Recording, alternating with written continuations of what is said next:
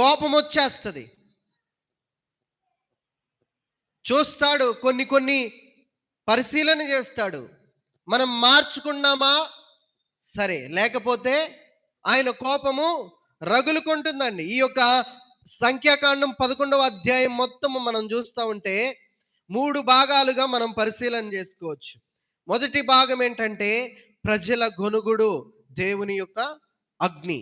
రెండవ భాగం ఏంటంటే ఆహారము కోసము, మాంసము కోసము అత్యాశ, దురాశ. మూడవది ఏంటంటే 70 మంది పెద్దల నియామకము, మాంసాన్ని దేవుడు పైనుంచి ఇవ్వడము. మనం చూస్తూ ఉంటే ఇప్పుడు చదువుకున్న వచనములో కష్టాలను భరించలేక ఏం చేశారు? ప్రజలు గొనిగారు. అద్భుతాలు చేశాడు ప్రభు అనేసి మర్చిపోయి, అరే బాబు, పెద్ద ఎర్ర సముద్రాన్నే ప్రభువు మా కోసము పాయలుగా జీల్చాడనేసి వాళ్ళ హృదయాల్లో వారు అనుకోకుండా చిన్న చిన్న కష్టాల కోసము గొనిగారండి, సనిగారు. ఇంకా ఏం చేశాడు? దేవుడు వారిని ఐగుప్తి నుండి విడిపించినా కానీ వారు కృతజ్ఞతను మర్చిపోయి ఫిర్యాదు చేశారు. ఫిర్యాదులు చేస్తూ ఉంటాం, దేవుని మీదే ఫిర్యాదులు చేస్తాం మనం. దేవుని మీద ఎవరికి ఫిర్యాదులు చేస్తాం మనం? దైవ సేవకుల దగ్గరికి వచ్చి చేస్తాం. ఇశ్రాయేలీలు ఆ రీతిగానే ఫిర్యాదులు చేశారంట. మేము ఐగుప్తిలో ఉన్నప్పుడు మేము చాలా మంచిగా మాంసం తిన్నాము, చేపలు తిన్నాము, కేర దోసకాయలు తిన్నాము, కూరాకులు, ఉల్లిపాయలు, తెల్లగొడ్డలు, ఇన్ని రకాల ఫుడ్ అక్కడ మేము తిన్నాము.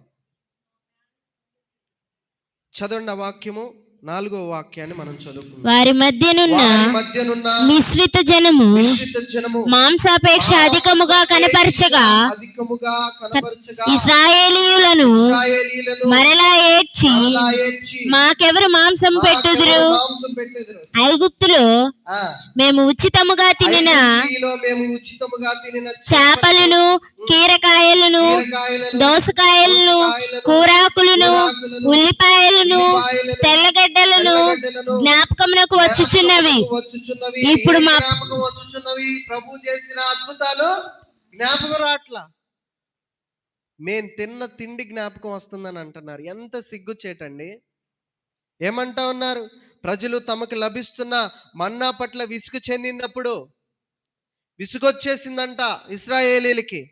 ఐగుప్తిలోని చేపలు, కీరకాయలు, ఉల్లిపాయల కోసం ఆశపడ్డారంట. మోషే ఈ భారాన్ని మోయలేక తనను తాను ఏమన్నాడంటే, ప్రభువా, వీళ్ళకి బుద్ధి లేదు. ఎంతో అద్భుతాలు చేసి ఐగుప్తి బానిసత్వంలో నుంచి విడిపిస్తే ఆ అద్భుతాలను మర్చిపోయి మాంసపేక్ష కలిగిన వారై అడుగుతా ఉన్నారయ్యా, నిన్ను దూషిస్తా ఉన్నారు, సనుగుతా ఉన్నారు. ఈ భారాన్ని నేను మోయలేను, నన్ను చంపేయి ప్రభువా అని దేవుణ్ణి వేడుకున్నాడంట. కన్నీటి పర్యంతమయ్యాడంట. ప్రియ దైవ జనాంగమా, మనల్ని మనం పరిశీలన చేసుకున్నట్లయితే మన కోరికలు ఏ రీతిగా ఉన్నాయి మనము గమనించుకోవాలి.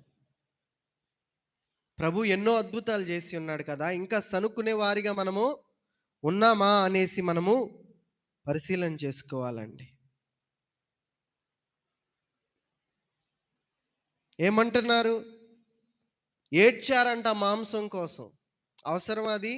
గొప్పగా మన్నాన్ని ఇస్తున్నాడు ప్రభు. ఆ మన్నా ఏమైంది? వాళ్ళకి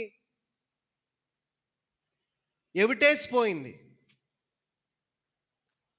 ఈ రోజుల్లో ప్రభు వాక్యం అనే మన్నా మనకి ఆ రీతిగానే ఉంటుందండి. దేవుని మాటలు వినగా తినగా తినగా గేరలు చేదైపోయినట్లుగా దేవుని మాటలు ఆ రీతిగా మారుతా ఉన్నాయి. మన్నా అనే దేవుని మాటలు చేదైపోతా ఉన్నాయి. మనకి అద్భుతకరమైన